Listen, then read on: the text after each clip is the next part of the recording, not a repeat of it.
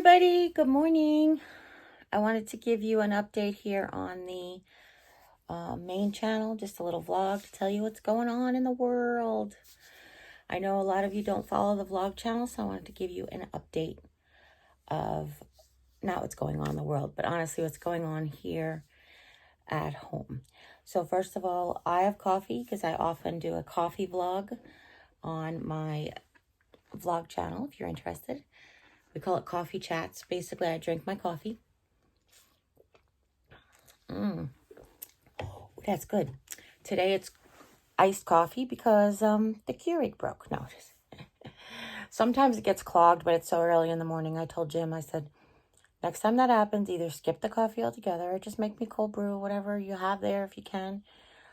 You know, it's times like this, it's days like today where I'm just like, I wish I could do more right now. So let me give you an update first of all.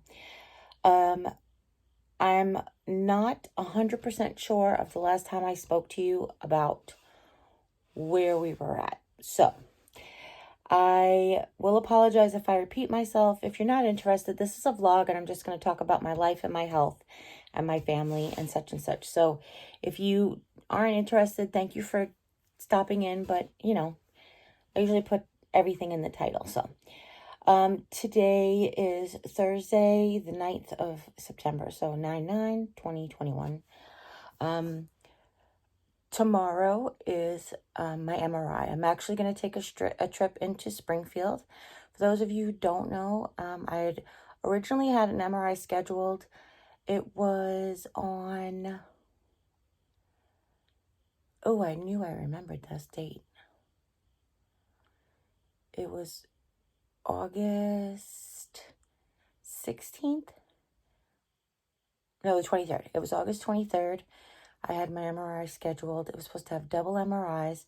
Basically, I was supposed to do my femur and my knee with and without contrast, and my femur without contrast.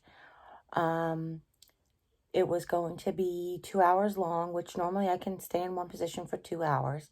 But a lot happened where I was very uncomfortable. A lot of stuff led in up to the appointment that made me basically go in it with pain already. But I learned a lot. It was my very first MRI. I wasn't able to stay for 2 hours because of a position she put my leg in, and then we couldn't change it. Like, it was comfortable when she first did it, but I didn't know that I'd have to... Well, I did know I'd have to be in one position for 2 hours because she told me that. But when she put my leg into that position, it was comfortable. I didn't know it was going to be that uncomfortable for that long. So it was about an hour before it started to become a problem. And at that point, she had already made it into one test, so she had to cancel the whole test. So then I was rescheduled for the 3rd of September. That was the next time they can get me in. And meantime, this is a stat. It's just that that's the availabilities of their MRIs here in where I live. So on the 3rd, which was last Friday, I had my friend scheduled to bring me to the doctor, and I had got basically I had an upset stomach, evacuating lower, if you know what I mean. And they were like, nope, we don't want you. So I called the central scheduling to tell them that this was the problem, and she said, absolutely don't come in. But I said, please get me in the next time you can. And she said, well, the next available we have here is the 16th. And that was too far away. September 16th is, I was told I needed an MRI on August 9th. Just so you have an idea. So August 9th to September 16th is way too long. And I know that both times is really technically on me. It wasn't the place that messed up or anything. It's just that that's the availabilities they have with contrast, that type of situation. So I asked her, my friend was here who was willing to drive me, and I asked my friend if she would be willing to drive me to the Springfield location. Now, if you guys don't know, Springfield is over 100 miles from my house. I have to lay down in the car. I can't sit for long periods of time. So I have to lay down in the back seat. So I've been avoiding going to Springfield because I feel it's just too dangerous to drive that long in the back seat. I mean, laying down in the trunk of the car, pretty much. I mean, I have a minivan, so the back of the minivan. Most of you know that because you see Dollar Tree hauls, and I haul in my minivan. But it's not a matter of discomfort so much because I can move around, and we lay blankets down, and it's fairly comfortable. I mean, honestly, I haven't been in it for more than 15 minutes, but I feel like it would be comfortable. So I had central scheduling on, and I said, when's the next time you could see me in Springfield? And she said, the 10th. And I looked at her and I said, the 10th. And she's like, yep, I can do it. So that's tomorrow. So tomorrow it's early in the morning. So we're planning on leaving here about 9 a.m. And we're just going to get it done. I actually talked to her. I made the appointment on the 3rd. And of course, there was a holiday weekend. We had a Labor Day on Monday. And I said Tuesday I would call to actually, because the original, like one doctor, my orthopedist, wants prescribed my femur to get done. My primary prescribed my knee to get done. And after my first failed attempt, they suggested I have sedation and go to Springfield, but I didn't want to travel to Springfield because I was like, if I could just do one test in Rolla at a time, I'll be okay.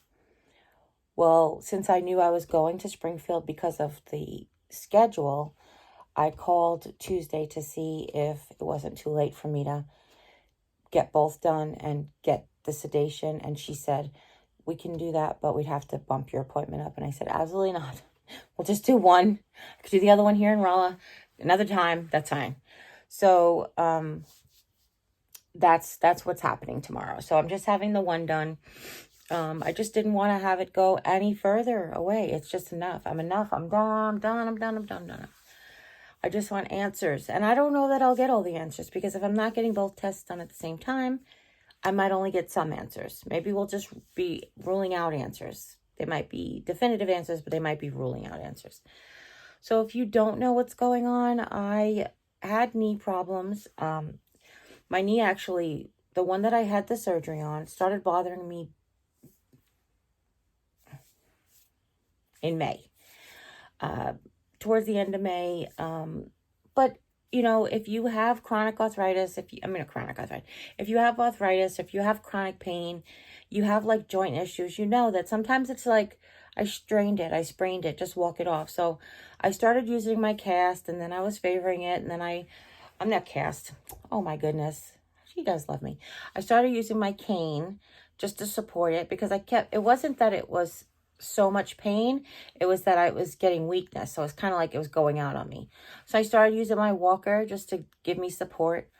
The reason I was doing that is because I was favoring it so much that I was going too slow to like go to the bathroom and get things done. So I started using my walker so I could like hurry. You know what I mean? Because when your leg's going to go out from under you, you want to like take your time and pace yourself. But when you have a 51-year-old, or at the time it was 50-year-old bladder, sometimes you can't take your time. You can't pace yourself. My new nightgown has pockets, so I'm like, look, it's got pockets. Okay. Anyway.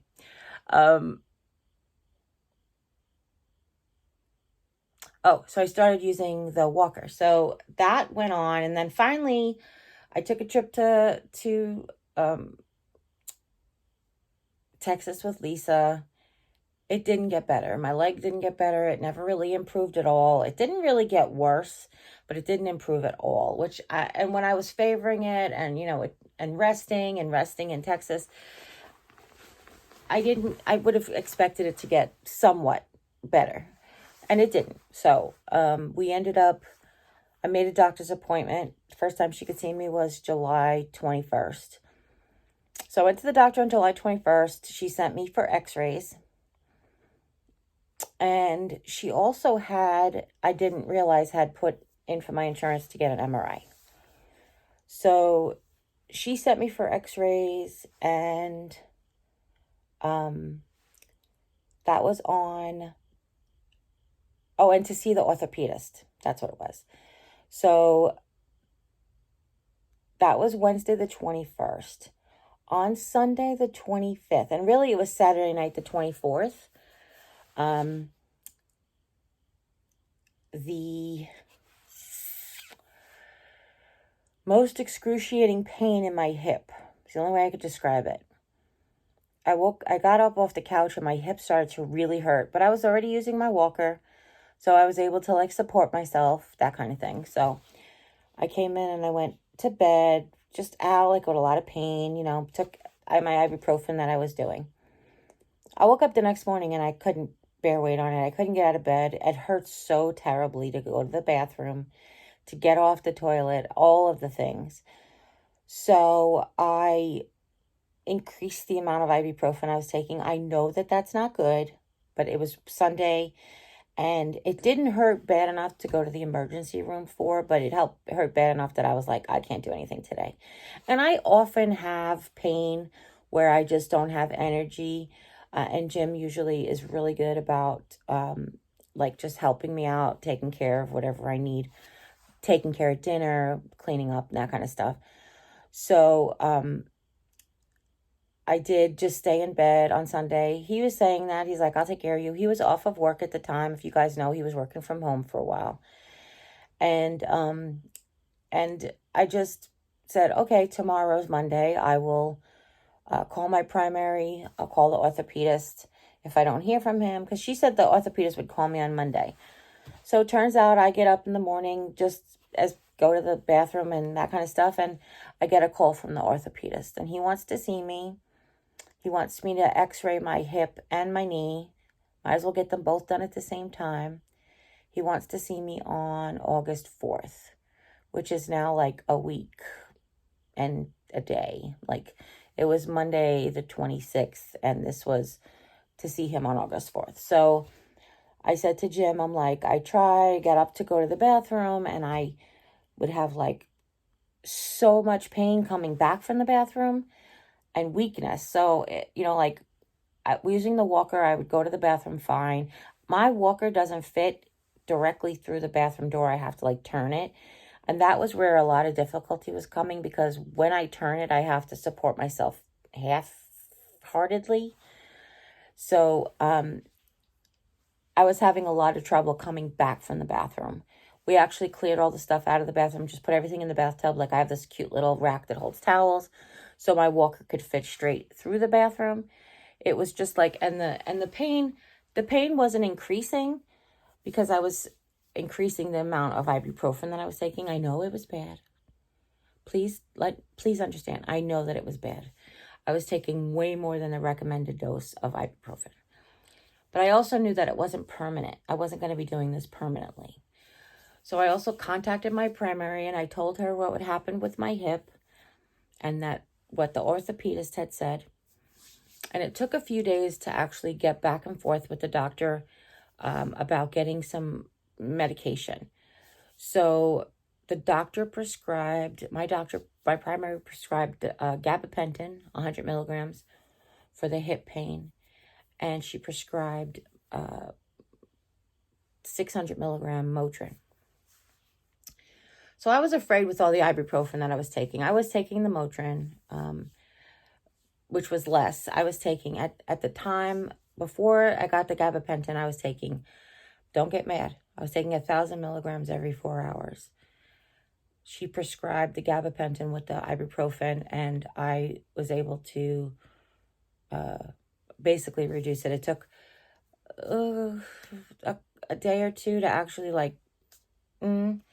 but I finally started taking it on like August 2nd or Sunday. It might have been August 1st. Basically, it was like Sunday or Monday before my x-rays. So the new medication, by the time I go to see the orthopedist, I get the x-rays. There's a little problem, a hiccup with the x-ray. They didn't have the order from the orthopedist to get the hip done. They only had the knee done. So she did the knee. I went out to the waiting room. I found a comfortable bench that I could lay on, which really worked out really well. Waiting for the doctor's order. She said, you can go up to the office and see him and then come back. And I was like, nah, you know what? I'll wait if that's okay. Because the sitting in the chair. Oh, I didn't mention that. I'm sorry. So what I also, with the hip issue, was sitting was the absolute worst. sitting has improved tremendously. I will tell you that as of today. But sitting was the absolute worst. I couldn't sit for, I couldn't sit up in bed for like, I couldn't get to the sitting up in bed position because it hurt so bad. Like I couldn't actually get all the way up without pain, and I couldn't sit on the end of my bed even, or on the toilet for any minutes at a time. Like it was just terrible.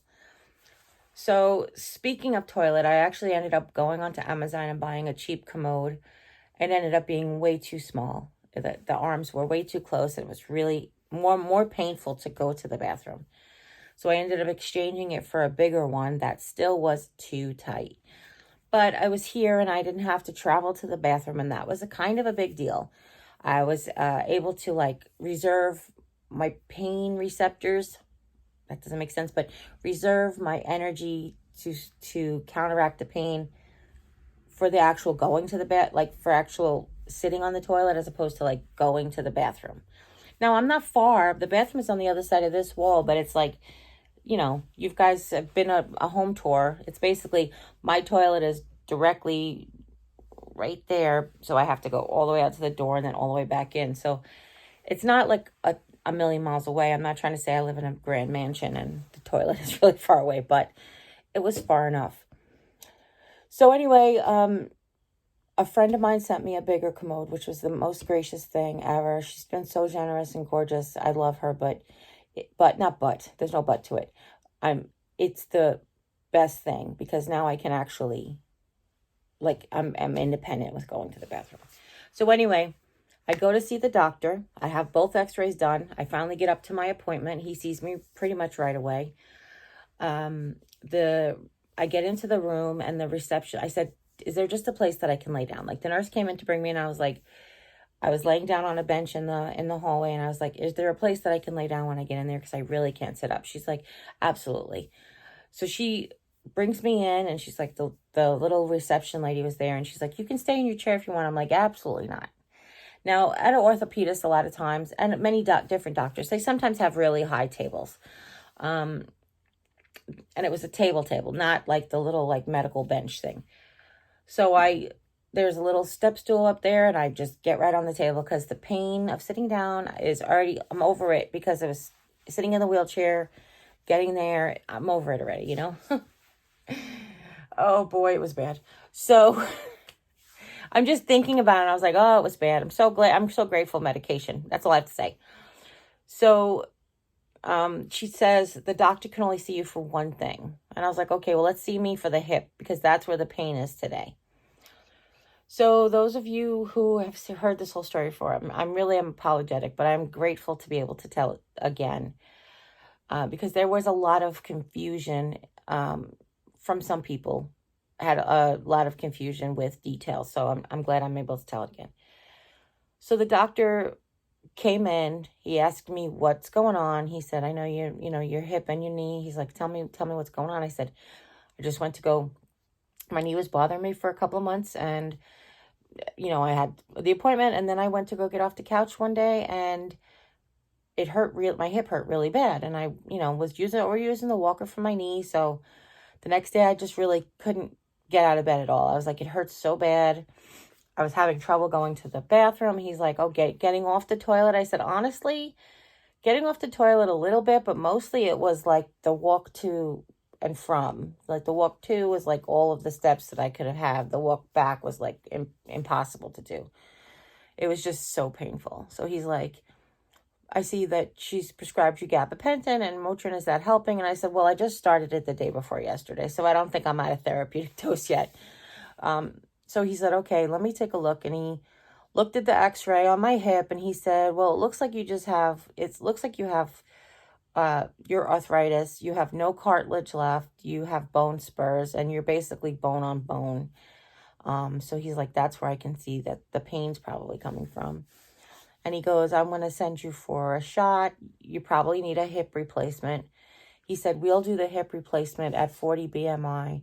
But there is a guy in the hospital who will do it at 50 BMI. He's like, but we don't recommend that. And I was like, no, I understand entirely.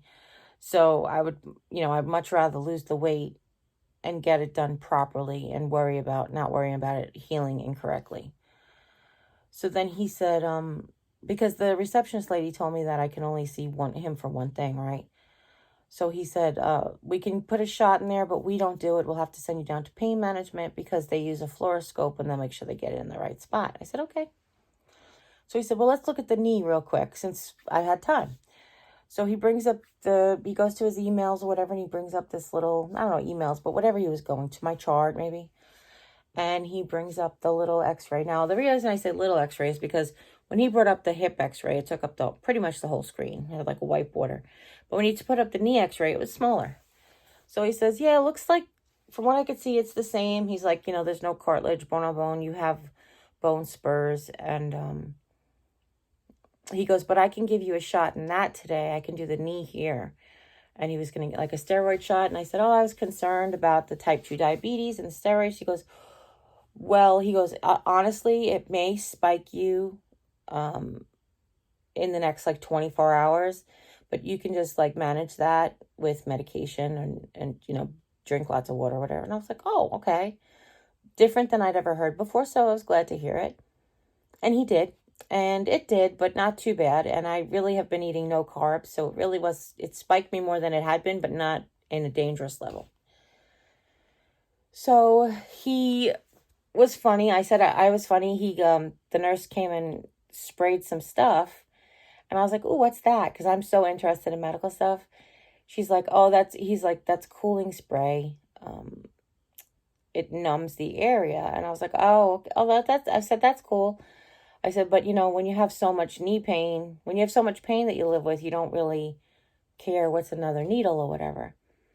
And I said, I said, when your knee hurts so bad, you want to throat punch somebody who wants to touch it.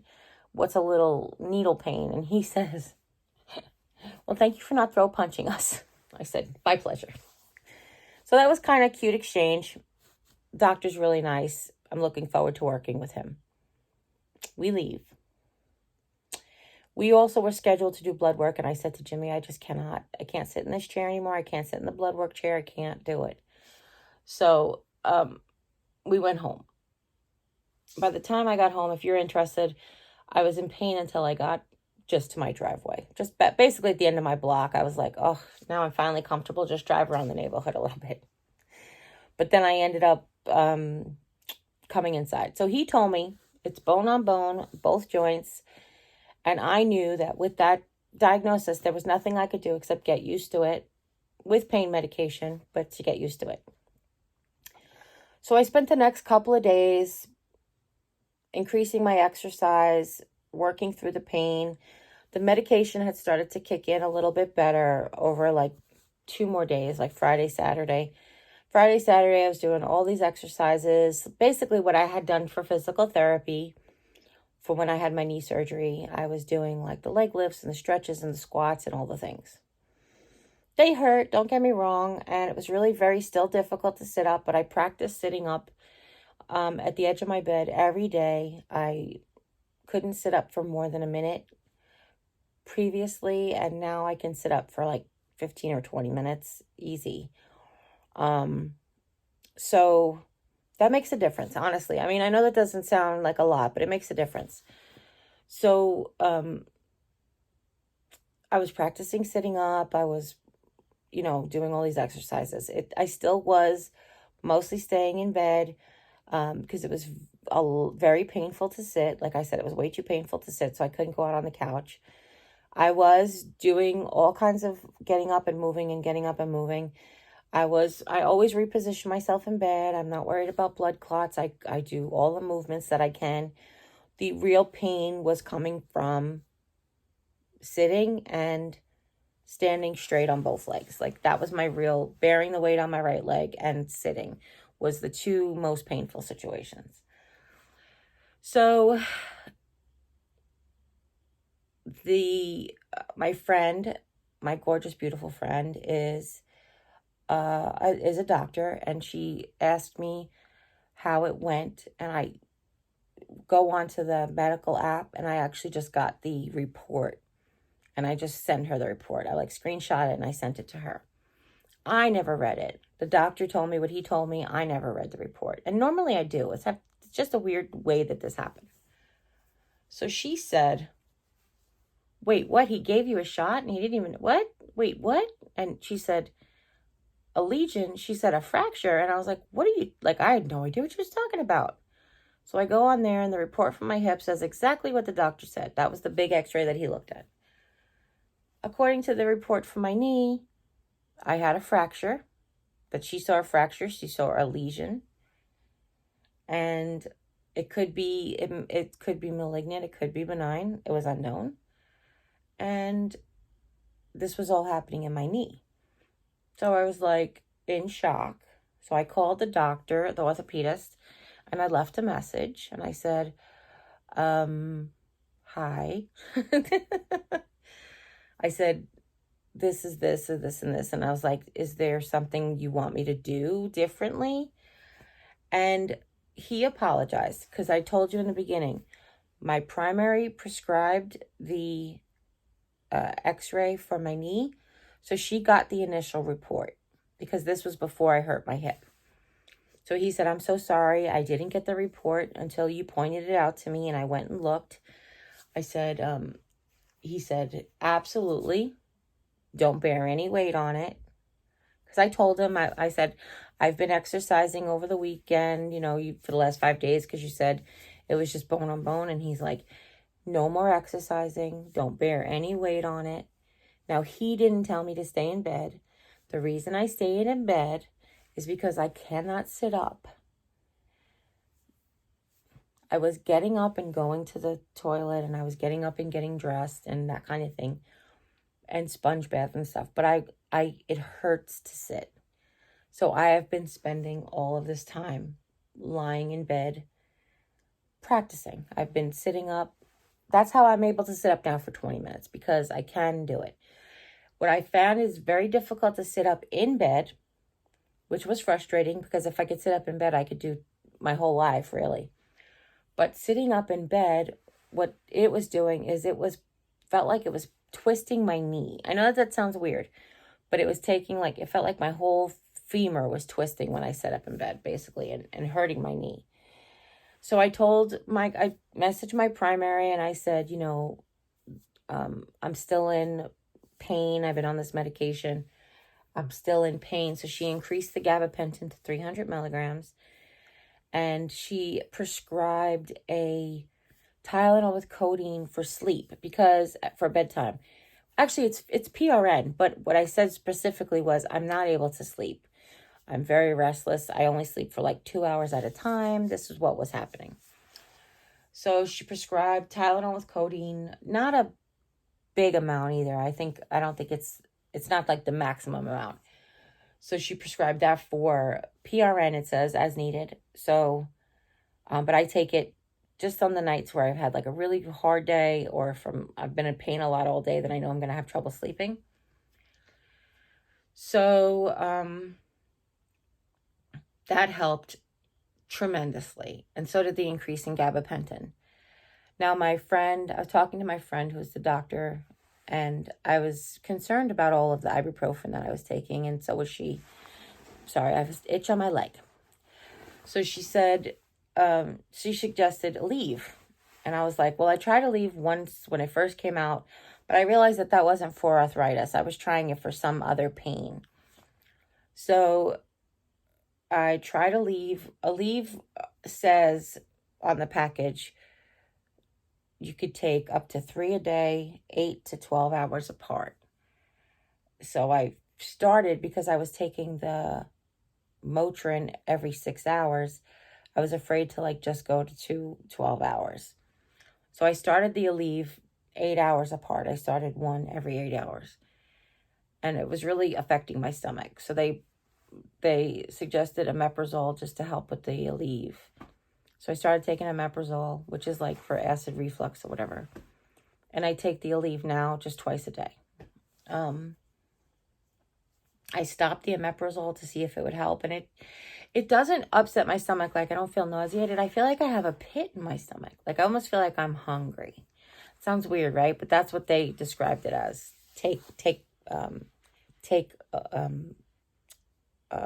omeprazole, which is like Prilosec, I think. Omeprazole is, yeah. Yeah, that's what it is. Sorry. So, the little purple pill. So anyway, the combination of 300 milligrams of gabapentin and the Aleve twice a day is the best medication combination.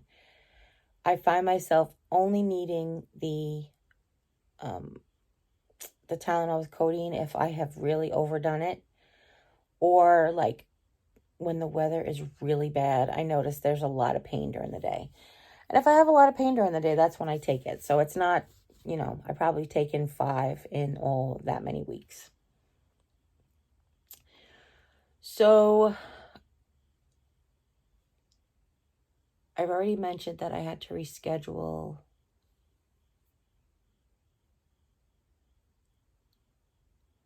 I already mentioned that I had to reschedule the most recent MRI last week. So I rescheduled for tomorrow. I am going to take a Tylenol with codeine to have right before the MRI, so I am in less pain. I've slightly adjusted the schedule of the Aleve so I can have one pretty much right before I leave the house, which will kind of go into effect just about the time I'm there for my appointment, which is good. And I always take a gabapentin at 12 noon. I'll just have to take it a little early because my appointment's at 11:50. So that's where we're at with that. That's tomorrow. I think I covered everything. Oh, and as far as my personal journey, I am doing leg lifts in bed. I'm sitting up, like I said, practicing sitting up. I've increased it to 20 minutes. I can fold laundry now, sitting at the edge of my bed. I can do all of my ADL skills sitting at the edge of my bed. I can eat now sitting on the edge of my bed. I don't have to eat laying down all the time. Sometimes it's a lot, and sometimes I do still lay down because it's just really, I don't know, especially dinner. I get really, really tired at the end of the day and really like a lot of pain at the end of the day. I can tell when it's going to be, like I take my meds at 7 o'clock. I can tell when it's 6:30. Let's just put it that way. 6:15. Yeah, I can tell. So, so sometimes if I'm in too much pain, sometimes I'm in too much pain. I barely eat any dinner. So, but that's beside the point.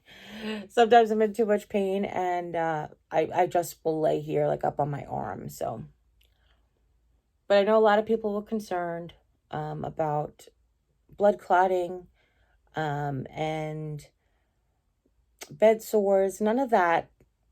I'm not stagnant in bed. That's one. My pain won't allow me to be. I roll over every 1 to 2 hours, depending on my comfort level. But usually it's not more than 2 hours. I actually had a guest here yesterday. My friend Poppy came, and I basically was one position for like 3 hours, and it took a really long time to get out of it. But she wanted me to stand for her. She's a retired nurse, and she wanted me to stand for her and just to show her like where the pain was and stuff. And that was kind of excruciating.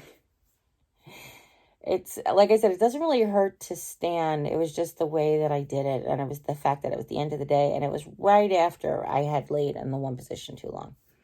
So afterwards, I was like, she's like, oh, I'm glad you were able to do it to show me. And I was like, yeah. And I said, don't worry about it. I'll curse at you under my breath when you leave. I did it, but I just thought it was funny. So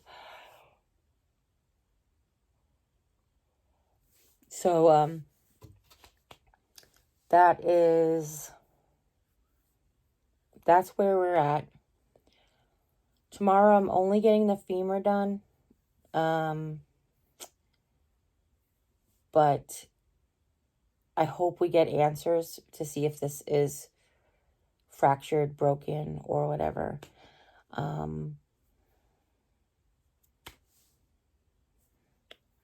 I hope. So I heard that it's an open MRI. You guys know what that is, like different than the tube tunnel. And it says it's only, I have to lay still for only 45 minutes, which is great because that I know I can do that. So what else? I did lose weight to go onto the MRI here. I've lost since last September, I've lost 55 pounds. 54 pounds. Well, yesterday, I weighed myself in the afternoon. Yeah, 55 pounds since last September, which I want to say like isn't great, but considering that I haven't been able to do any real exercises or ADL stuff since May, I'll take it. I will take it. I weighed 361 pounds on July 21st, and now I weigh 332 pounds or 333 pounds, depends on the day. So there's that. So what else? I think that's all. Jim, and just to give you a family update, Jim has started a new job, which he really loves. He just hates that it's 6 o'clock in the morning. We're in bed, we're like asleep now by 8 o'clock, not 8:30 at the latest, because we get up at 5.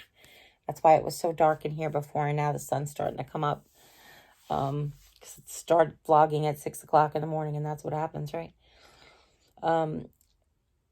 So he's really loving it. Again, thank you for everybody for their well wishes and support. And finally, for those of you who don't know, because you don't follow the vlog channel, I have a 29-year-old family member that is battling COVID in the hospital. They are trying to get his pneumonia clear, or they're trying to heal the COVID before they get his pneumonia clear. And his numbers are back and forth and up and down, and they're trying to find good positions for him to be in. The one position, from what I understand, the one position that helps him breathe better, basically his O2 number is better on his stomach, but then his blood pressure is not. So it's like finding the good place for him to be to get all his numbers good. So I ask everybody just to keep him in your prayers. Just Jerry's family member, if you can, that'd be the best way to put it, just for privacy. So thank you. And listen, I really do miss you guys. I cannot wait to get back to crafting. I'm having like itchy fingers. That's what I'm trying to say. I talked to Jim about, now that I could sit up for 20 minutes, perhaps I could have him bring me craft stuff in here. And he was just, I really don't want you to craft in bed anymore. It's like, it's too much. Since he has to get up so early, it's like having to come in and clean up. It's just one more thing he doesn't want to have to like deal right now. And I was like, I understand. I do. So I won't be crafting in my bed. So that was a hope that I was having, but I won't be able to do that. Let's see. Did I forget anything else? I think that's it. So I really do appreciate everybody. I love you guys. I miss you. I do. I've had people reach out to me and say that I'm not doing content every day. I am, just between the two channels. There's a video every day. I think maybe 2 or 3 times in a year. One time I actually, not even in a year. Never mind. You'll actually see this on the day that I'm going for my MRI, so yay. Wish me well. Wish me luck. Oh, that's what's wrong with the tripod. Wish me luck. That's what I was going to say. And that's it. And as always, you guys, you take care. God bless. And we'll see you next time. Bye.